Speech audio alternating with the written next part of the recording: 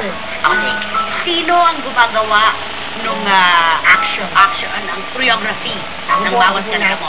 Paano mo ginagawa yun? Nilalapat mo dun sa, sa beat o dun sa lyrics?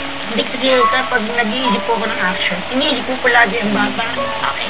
Kapag yung bata, nakita ko nilang ma-action ako, gagayahin po nila ako.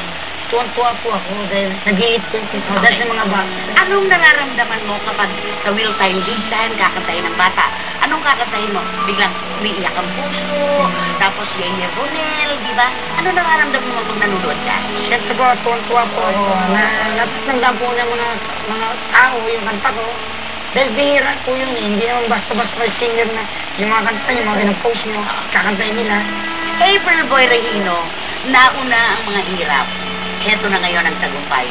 May mga mahihiling ka pa ba? Sobra-sobrang ibigay ng Diyos sa akin. Wala na pong pwedeng gawin kasi natapos ko na po yung